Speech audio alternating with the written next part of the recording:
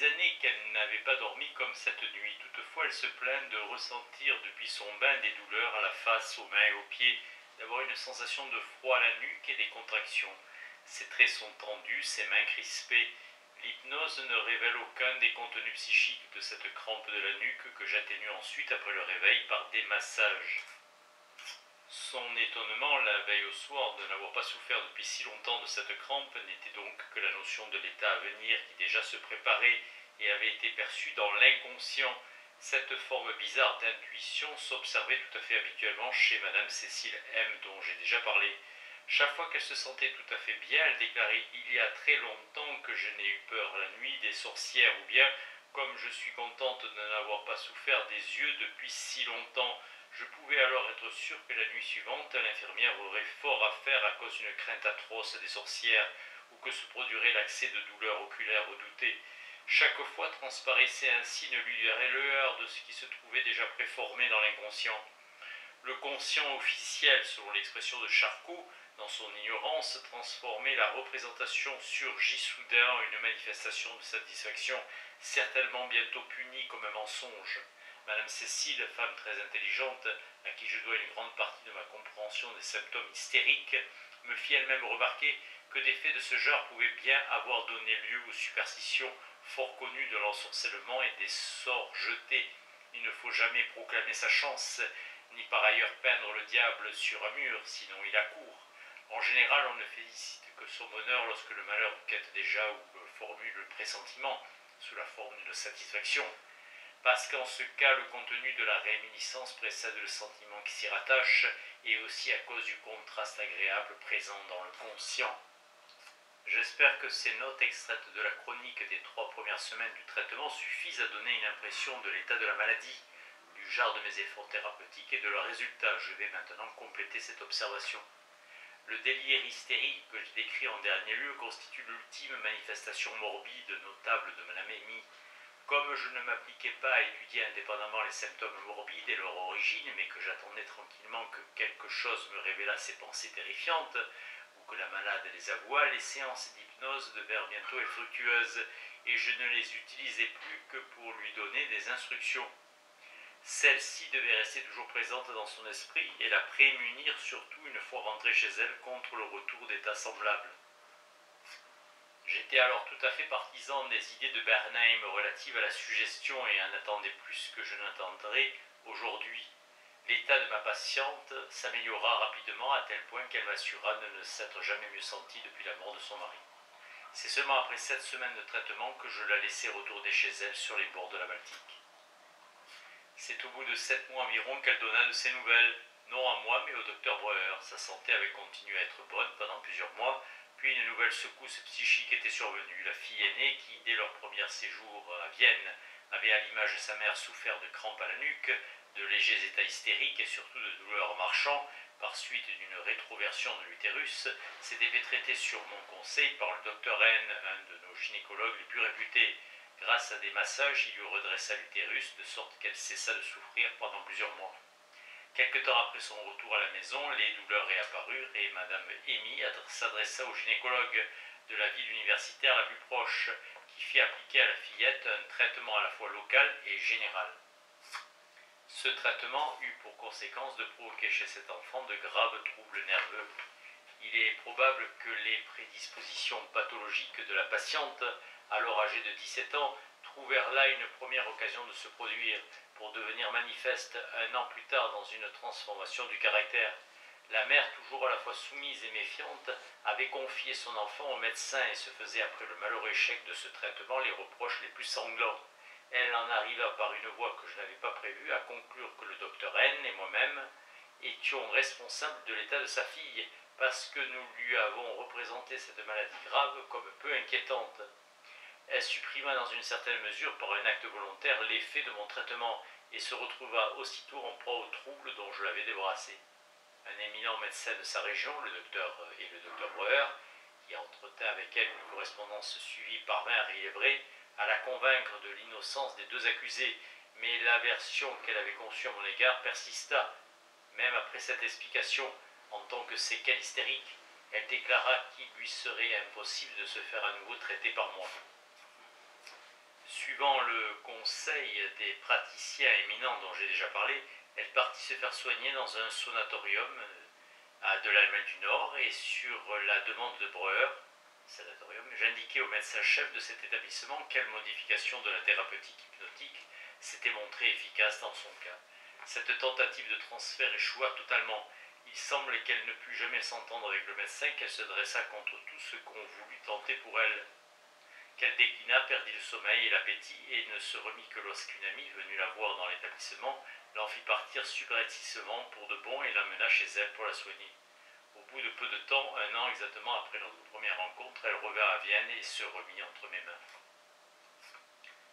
Je la trouve en bien meilleur état que ne me l'avaient laissé prévoir les nouvelles qui m'en étaient parvenues. Elle se montre pleine d'allant, dépourvue d'angoisse. Bien des progrès obtenus l'année précédente s'étaient maintenus. Elle se plaint seulement de fréquentes confusions mentales, des tempêtes sous le crâne selon son expression. De plus, elle souffre d'insomnie, pleure des heures entières et vers une certaine heure, 5 heures, est envahie par la tristesse. C'était l'heure où, l'hiver dernier, elle pouvait aller voir sa fille au sanatorium.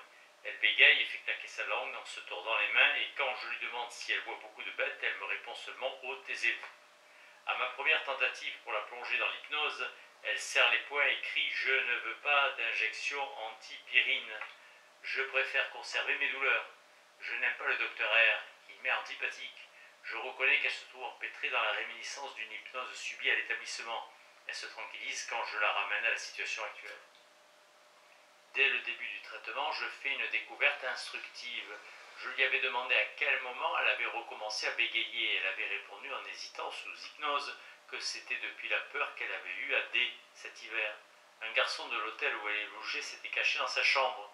Dans l'obscurité, elle l'avait pris pour un paletot et l'avait saisi. L'homme avait alors bondi tout à coup. Je supprime cette image et de fait, à partir de ce moment, sous hypnose comme à l'état de veille, elle ne bégait qu'à peine.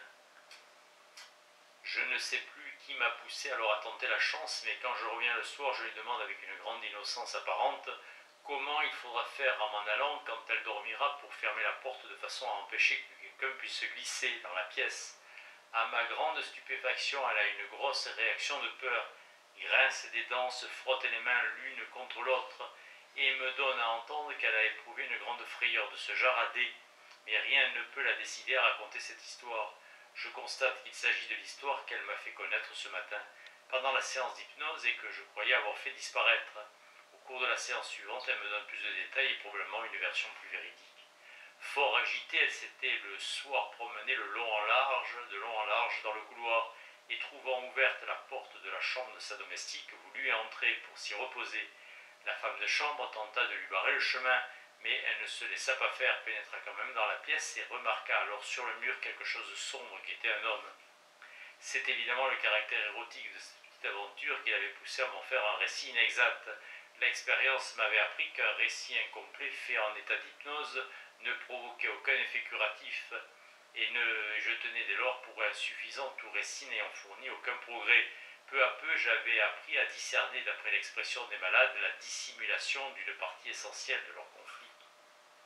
Le travail que je dois entreprendre cette fois-ci consiste à éliminer par l'hypnose les impressions désagréables qu'elle a ressenties pendant le traitement de sa fille et son séjour à la maison de santé. Elle est pleine de colère, rentrée contre le médecin, qui l'a obligée au cours d'une séance d'hypnose à épeler le mot crapaud et me fait promettre de ne jamais le lui faire dire.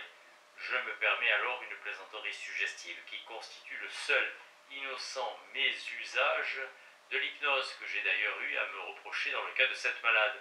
Je lui affirme que le séjour à TAL lui apparaîtrait désormais si lointain qu'elle ne pourrait même pas se rappeler le nom exact de cet endroit quand elle voudrait en parler, et que chaque fois elle hésiterait entre Berck, Tal, Wald, ce qui advient bientôt et fut le seul trouble du langage que l'on put observer chez elle jusqu'au jour où, sur une remarque faite par le docteur Breuer, je la débarrassai de cette compulsion à la paramnésie. J'eus plus de mal à supprimer les états qu'elle qualifiait de tempête sous le crâne que les séquelles de ces incidents. Quand je la vis pour la première fois dans cette sorte d'état, elle était étendue, les traits contractés sur un divan, ne cessa de se contorsionner, se prenant le front entre les mains et prononçant en même temps d'un ton suppliant et désespéré le nom d'Amy, qui était le sien. et celui de sa fille aînée. Une fois plongée dans l'hypnose, elle m'apprit que cet état était une répétition de nombreux accès de désespoir qui s'emparaient d'elle pendant le traitement de sa fille. Lorsqu'elle avait des heures durant réfléchi sans succès à la façon dont on pourrait pallier les mauvais résultats du traitement et qu'elle sentait alors s'embrouiller ses pensées, elle s'habituait à prononcer à haute voix le nom de sa fille afin de s'éclaircir les idées. Elle avait décidé à cette époque, lorsque l'état de sa fille lui imposait de nombreux devoirs et qu'elle sentit que sa nervosité allait reprendre le dessus, que tout ce qui concernait cet enfant devait échapper à la confusion, même si tout le reste devait être sans dessus-dessous dans sa tête. Au bout de quelques semaines, ces réminiscences elles-mêmes furent supprimées, et pendant quelque temps encore, l'état de Madame Amy, que je continuais à observer, demeura parfait. Ce fut juste vers la fin de son séjour que se produisit un fait que je raconterai en détail, parce que c'est cet épisode qui mit le mieux en lumière le caractère de la malade et le mode d'apparition de ses états. Je vint un jour la voir à l'heure de son déjeuner et la surpris au moment où elle jetait dans le jardin par la fenêtre aux enfants du valet de chambre quelque chose enveloppé que dans du papier.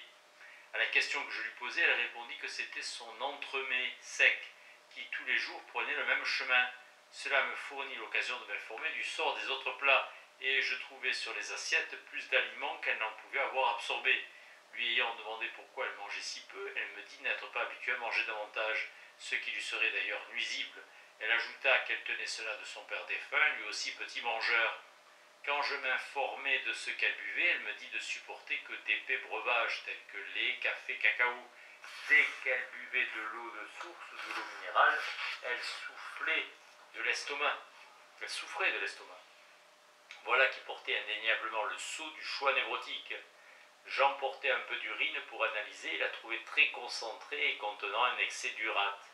En conséquence, je trouvai indiqué de lui conseiller de boire davantage et j'entrepris également d'augmenter sa ration de nourriture. Elle n'était nullement trop maigre, mais je pensais qu'un peu de suralimentation devrait être essayé. Quant à ma visite suivante, je lui recommandai une eau alcaline et que je lui interdis d'utiliser les entremets à sa façon habituelle. Elle se montra assez agitée. Je le ferai parce que vous l'exigez, mais je vous avertis par avance que cela donnera de mauvais résultats parce que c'est contraire à ma nature et que mon père était comme moi. Pendant la séance d'hypnose, quand je lui demande pourquoi elle ne peut ni bien manger ni boire de l'eau, elle me répond d'un air assez grognon « Je n'en sais rien ». Le jour suivant, l'infirmière confirma que Madame Amy avait mangé tout son repas et bu un verre d'eau minérale. Toutefois, je trouvais la malade couchée de très mauvaise humeur et avec un moral très bas. Elle se plaignait de violents maux d'estomac. Je vous l'avais bien dit, tous les progrès obtenus à grand-peine vont être réduits à zéro. Je me suis abîmé l'estomac comme chaque fois que je mange davantage ou que je bois de l'eau. Maintenant, il va falloir que je reste à la diète totale pendant 5 à 8 jours avant de pouvoir supporter quoi que ce soit. Je lui affirmai qu'elle n'aurait pas besoin de cette diète totale, qu'il était tout à fait impossible de s'abîmer l'estomac de cette façon, que ses douleurs en mangeant et en buvant provenaient de ses craintes. Ces assurances ne lui firent assurément pas le moindre effet, car lorsque je voulus peu après l'endormir, je ne pus pour la première fois réussir à l'hypnotiser et au regard irrité qu'elle me lança, je vis qu'elle était en pleine révolte et que la situation était fort grave. Je renonçai à l'hypnotiser, lui annonçai que je lui laissais 24 heures pour réfléchir et pour se convaincre que ses douleurs gastriques n'émanaient que de ses craintes, et au bout de 8 jours, je lui demanderai si elle pensait toujours qu'on pût être malade de l'estomac pendant une semaine, par suite de l'absorption d'un verre d'eau minérale et d'un frugal repas. Si cette croyance persistait, je la prierai alors de partir. Cette petite scène contrasta de façon frappante avec nos relations en général très amicales. 24 heures plus tard, je la retrouvai docile et soumise. Lorsque je l'interrogeai sur l'origine de ses douleurs gastriques, incapable de dissimuler, elle me répondit « Je crois qu'elles viennent de mes appréhensions, mais uniquement parce que vous le dites. » Je l'hypnotise et lui demande de nouveau « Pourquoi ne pouvez-vous plus manger ?» La réponse ne se fait pas attendre et consiste en un nouvel exposé de motifs chronologiques sériés tirés du souvenir. Quand j'étais enfant, il arrivait souvent que par caprice, je refusais de manger ma viande. Ma mère se montrait alors très sévère et j'étais obligé en châtiment de manger ma viande quelques heures plus tard sur l'assiette où elle était restée. La viande est devenue tout à fait froide et la graisse figée, expression de dégoût, et je vois encore devant moi la fourchette, dont une dent était un peu tordue. Quant à l'heure actuelle, je me mets à table, je revois toujours l'assiette posée devant moi, avec la viande et la graisse refroidie, et je me vois aussi bien des années plus tard habitant avec mon frère qui était officier et avait une sale maladie. Je savais qu'elle était contagieuse et j'avais une peur horrible de me servir de sa fourchette et de son couteau. Expression d'effroi. Malgré cela, je mangeais avec lui pour que personne ne pût remarquer qu'il était malade. Et puis bientôt après, j'ai soigné mon autre frère qui avait les poumons si malades.